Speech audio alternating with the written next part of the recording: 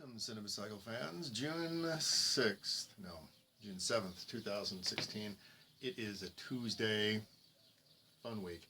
Anyway, getting back into the old Cinemacycle thing here with random meteor-generated laser disc. Yeah, it was Out for Justice? Beyond Justice, yeah, good old Rutger Hauer. Never seen it. Looks like your typical Hollywood low-budget film from the 1970s or 80s. Of course, everybody knows Rutger Hauer from his stellar performance as, not Leon, but I forgot the guy's name, in Blade Runner. He was the excellent protagonist or antagonist in Blade Runner. So, hour and a half of good the criminal justice with gunplay and Rutger Hauer.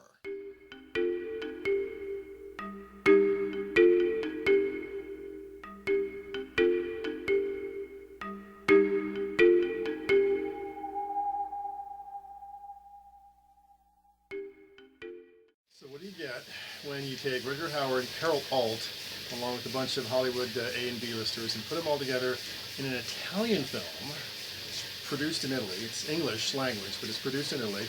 Ennio Morricone does the soundtrack, and Silvio Berlusconi is the producer. The since ex-head of the Italian state, who's been sued and put through the ringer more times than not for having, affairs with young teenage girls. I think he's in his 80s. Anyway, so this is Silvio Berlusconi's work. So far, it seems terribly manufactured and contrived. It's still in the early scenes. We're still doing character development, but it's going to be fun to watch. But it's not going to be a great movie. I can tell you right now. This is basically the progression of the spaghetti western. Italians have a certain way of doing this kind of drama. It's entertaining to watch, but not really believable. Like, imagine Clint Eastwood in Fistful of Dollars or something.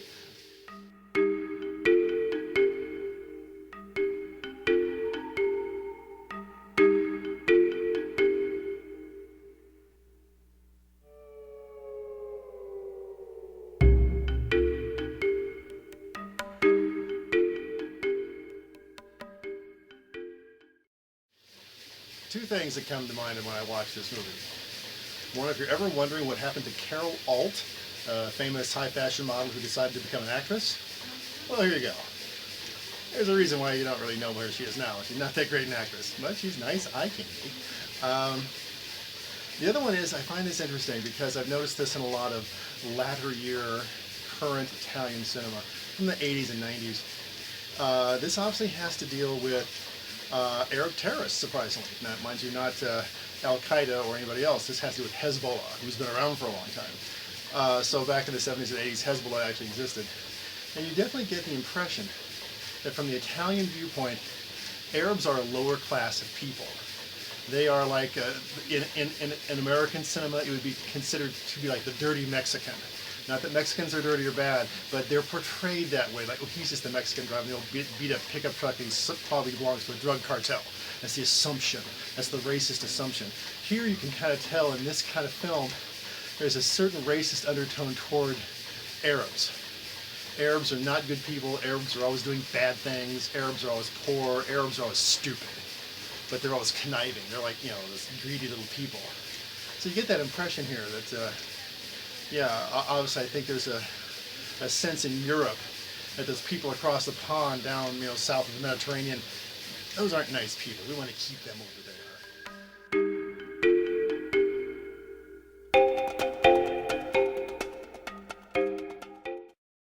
Okay, how do you give credence to a relatively low budget, not low budget, but low scale film? Well, you haul out Omar Sharif as the head of the Arabs, who, give a little Oscar credence there. Of course, you also have Elliot Gould. He's got an Oscar, so he's in here as well.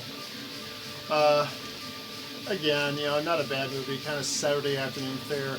I think it's hilarious that there's a gun battle in the desert and halfway through the film, and Carol Alt's hiding underneath a Jeep wearing shorts and a shirt or whatever.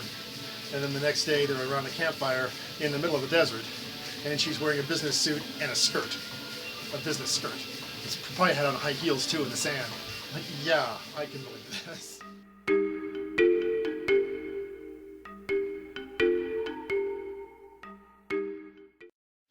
say that it's really weird to watch this film because I know so much about Italian cinema because I've watched a lot of it. To hear Ennio Morricone do the soundtrack to this, it's just like watching, Good, Bad, the Ugly, or The Outlaw Josie Wales, or something like that. Where you have the kind of so-so production value, and then you have this sweeping score that is almost reminiscent of Lawrence of Arabia at times. It's like, okay, spent money on the soundtrack.